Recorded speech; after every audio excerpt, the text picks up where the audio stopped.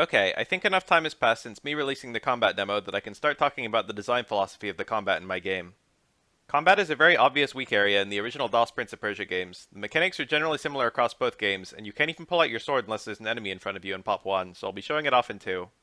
You have the ability to move forward or backward, and exactly two commands, a thrust by pushing the attack button, and a parry by pressing up. In Prince of Persia 1, the button for hanging or doing small steps was the same as the thrust button, while in Pop 2, the two buttons are different, but the hanging button simply does nothing in combat. Movement during combat is quite slow in both games. Here's me moving as fast as I can.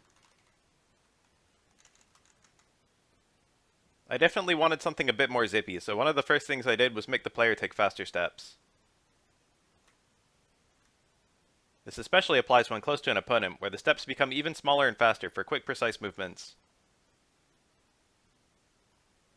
There's no way to have a continuous defense in either Prince of Persia game. The parry is only active for a relatively small amount of time.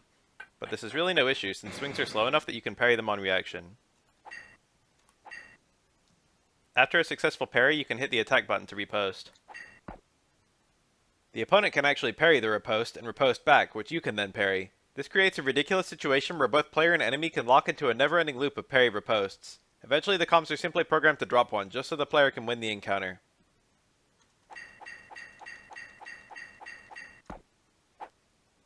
I strongly sought to avoid this scenario in my game, so one of the first things I decided is that a riposte after a successful parry is a true punish and cannot be prevented by the opponent. Because a successful parry is now guaranteed to be rewarding, I made its whiff duration much longer to add some risk. Obviously this would make parry much too strong against the original thrust, so I sped it up. Now the thrust is too fast to reliably react to with a parry. The parry is more of a way to punish comms if you understand their patterns. Now, because the basic thrust is so much faster, and because the main counterplay to it had a risky whiff and couldn't be done on reaction, I needed a halfway option to give the player a bit more safety, so I came up with a blocking mechanic. By holding down the hang button, which was previously unused in combat, the player guards against any incoming thrusts. The guard can be held indefinitely, unlike parry, but doesn't allow for the possibility of riposting. Obviously, this gave me a new problem, that players or comms holding guard were completely invincible even if it meant they were entirely inoffensive.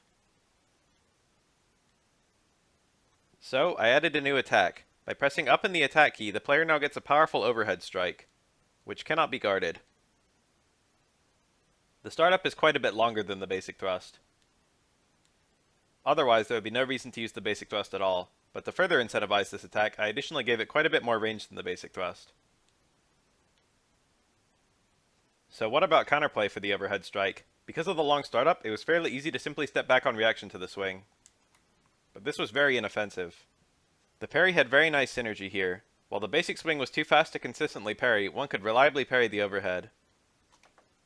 This added significant risk to just throwing out overhead swings.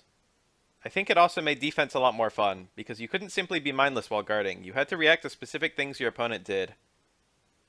But once again I had a problem. Someone holding guard and simply reacting to overheads with parries could essentially have perfect defense.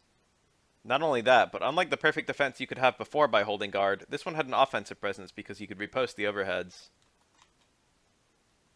Anticipating players could simply hold guard and wait for overheads, I added a secret mechanic. If you do an overhead swing then hit guard, it cancels the animation, effectively giving you an overhead feint. If the opponent reacted to the feint with a parry, not only could you attack their parry in recovery, you could do it on reaction. However, you can't guard during the feint, so it obviously has counterplay. The opponent can simply attack you as you do it. But if the opponent attacks you and it's a real overhead, you get hit. Basically, it's a 50-50. But it's a 50-50 you could also avoid just by backing up, which would be safe against a real overhead and a feint, at the cost of losing a bit of ground. Already there was some refreshing complexity going on in my game. I programmed the rushdown comms of my game to use the feint, then deliberately didn't include the existence of the feint in the instructions. My hope is that the players would see the comm use the feint and figure out they could do it themselves. Naturally, I made a few of the comms respond to the feint with a parry, and in fact, it's basically a free win on some of the tougher ones. Now, one other problem with Prince of Persia's combat is that a player can simply stand outside the opponent's range and endlessly attack. This prevents them from ever moving in. And if you ever get lucky and time a random swing with them stepping in, you get a guaranteed hit. This obviously breaks the AI and would force a stalemate in a theoretical fight between two human players. My solution to this was, in my opinion, simple and elegant. For both the regular and overhead swing, the player has a wider hurtbox and recovery. This adds some danger to throwing out reckless swings in neutral, which in turn makes it harder to control or prevent your opponent's movement. It also forces the player to be very aware of the max range of their attacks. Every mechanic I've mentioned so far, including preventative mechanics to address problems I anticipated, I actually decided on before I even started working on the combat, but there were a few other mechanics I had planned where I completely soured on them after testing them out. I wanted the combat to be quite dangerous, with the possibility of dying even if you were skillful and prepared, just like a real sword fight. My plan was to incentivize players to avoid combat if possible, and instead try and stick to the platforming to avoid fights.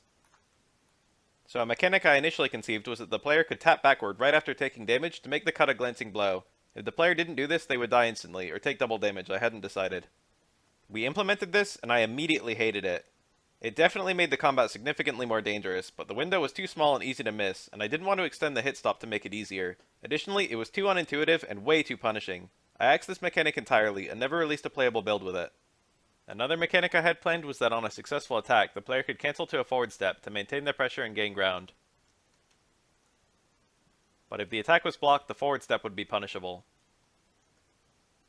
In order to make it punishable, we added a way to riposte out of blocking. This riposte would hit someone who stepped in, but miss against someone who didn't step in, making it obviously much worse than parry riposte. But this had two huge problems. First, the block riposte was very difficult to do since you had to time it while guarding an attack that was hard to react to. Second, if the attacker didn't step in, the block riposte would miss and could actually be whiff punished on reaction. This created a very stupid scenario where you had to do a difficult command on a guess which could be punished on sight, combined with the fact that the step in was only very theoretically rewarding, and the whole mechanic might as well not have been in the game. And immediately, the attack into forward step cancels broke the AI of just about every comm. Doing attack into forward step repeatedly forced them to endlessly block or get hit. And programming the comms to use the block riposte made them sitting ducks if they ever used it against attacks where the players didn't step, so the player could get easy wins just by making them guard attacks and reacting to the ripostes. We had to program a backstep out of guard specifically so the comms could get out of attack forward step loops. Though I was a little unhappy with the mechanic, I kept it in at the time. I left the forward step from attack out of the combat instructions, as well as the block riposte and block backstep, once again hoping players would find them by observing the comms who used them. It was at this point that I released the first combat demo. The feedback I got was interesting and enlightening. First, I had a lot of players complain to me that the comms had longer reach than the player, not realizing that their attacks were being whiff punished. Since they were frustrated with the mechanic and did never get to a point where they understood it, I consider this a design failure on my part. A few players successfully found the feint based on watching the comms, and used it to beat some of the harder comms. I consider this a design success. To my knowledge, no one found the block riposte. Since that was the main counter to the comm who spams attack forward steps, a lot of players did really poorly against him, despite the fact that he's intended to be one of the easy comms. A lot of people laughed at how bloodthirsty he seemed to be. Another design failure. Most people managed to beat the 6 main comms. Additionally, several people managed to beat the 7th comm, who was loosely designed to be unbeatable, although I did know 2 reliable strats to beat him prior to release. I consider this to be a design success. Finally, almost all the feedback I got was positive. Huge design success. The most consistent feedback I got was actually identical to the main feedback I get for the platforming, which is that it feels strange at first, but then becomes fun and fair once people understand how to play. Creating that feeling is basically my game design objective, so that was great to hear. For another few months, I stewed over the existing combat mechanics on how to improve them, and came up with a few new ideas. First, the lunge. By pressing towards an attack at the same time, the player gets an attack and forward step in one. The range is better than the standard swing, and it's about the same speed, so it's fantastic for whiff punishing. The downside is it has significantly more recovery. It's more punishable if it misses, and in fact, it's the only attack in the game that's punishable on block. Once again, this gives the defensive player a new thing to think about. They have to react appropriately between the basic thrust and the lunge. My ideas with this attack were as follows. It indirectly makes blocking stronger since blocking is the main counterplay, and it makes whiff punishing easier since it works at more ranges. At the downside that if you miss the whiff punish, it carries more risk. The increased whiff punishing potential makes weaving in and out to bait attacks a bit more feasible. Previously, after a backstep, your basic thrust would be out of range, while your overhead would be too slow. And finally, it would chase down backsteps, give the player a committal but effective option against comms who tried to move away. The other new attack I added was a stomp, done with back plus attack. The feint was a bit too cryptic, and I wanted a function akin to a fighting game grab, which could be used to break the guard of overly defensive players. The range is very small, and since it's a foot attack, it actually deals no damage, but the reel it inflicts sets up a guaranteed thrust. I could just make it a leg slice and have the attack itself deal damage, but ultimately I think a 1-2 combo is simply more fun and satisfying to execute. This does a nice job of punishing overly defensive play. If you let an opponent get too close, suddenly you're vulnerable to someone stepping on your foot, which cannot be guarded or parried. The only counterplay against this is to attack them when you think they're going to try and approach, which is vulnerable to a parry or a backstep with punish, or backstep when they get too close, which surrenders ground and can even be hit by a predictive lunge. One issue with the stomp right away is that if you didn't attack, stomp into stomp was an infinite, while if I made the recovery of the stomp longer so that the player who got stomped recovered first, it felt punishing towards the player who landed the stomp but missed the combo. My solution was to have a successful stomp push the opponent out of stomp range, but still in thrust range. Finally, the most recent changes I made were to overhaul the attack into step mechanics. I took out the block into riposte mechanic entirely since I didn't really think I could make it work. On hit, attack into step now leaves the player very close enough to immediately land a stomp. And once again it's a 50-50, since if the opponent backsteps you can immediately catch them with a lunge. Though they do have time to get out of the way of a normal thrust. Of course, if you lunge and they block, they get a punish. But if they're blocking, they get opened up by the stomp. Of course, the mix-up is optional. You can instead simply attack to push them back out, which also beats them if they try an immediate attack of their own. This mix-up is made more potent because it's quite hard to react to. If you're caught off guard, it's like you took 2 damage. If attack into forward step is blocked, it's not punishable anymore. Instead, you're just left close at a frame disadvantage, so the opponent gets an identical mix-up on you instead. Obviously, this means you can't spam attack into forward step anymore, because the opponent can simply block it, then attack you before you can do anything but block or parry. The beauty of this is that it's reactable, but only barely. The comms sometimes try and punish it, but sometimes let it slip, so it's kind of like a turnstile. Now, the purpose of this sequence is to reward players who are aware of when their attacks are going to hit or be blocked. It's possible to cancel the overhead swing into forward step too, but I realized that since the overhead swing can't be blocked, players can mindlessly cancel the overhead to forward step and it would never be a bad idea. So I made it so the overhead to forward step is comparatively small and doesn't give the stomp mix-up. Lunge, meanwhile, does not cancel into forward step since it always advances regardless of what you input, which was necessary both in giving it long reach and in making it punishable. Finally, stomp into attack canceling to a forward step would have immediately led to a mix-up with another stomp into attack, which obviously would have been bonkers. So for the stomp thrust specifically, you cannot forward step cancel.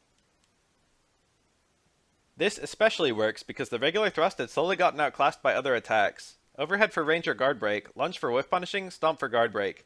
The only ways to reliably land the regular thrust are after a parry or as a whiff punish. So it's harder to land than the other attacks, but if you can land it, it's especially rewarding because it often results in a 1-2 punch. Parries and whiff punishes are the hardest techniques to use reliably, so giving players who can land them an extra edge is good design, I think. That's the combat as it exists right now. Not too many people played the latest demo, so I'd like to ask here as well what you think of the combat mechanics now that I've laid them out, what other ideas would be interesting, what should be changed, etc. All of these mechanics are close to final, though I'm playing with the idea of a bleed mechanic still. That being said, everything here is only for the fencing style, and I actually have a couple other styles in consideration, including knife combat, kendo, and a specific type of non-human enemy. Anyway, thanks for watching, and please continue to support me as I truck this project along.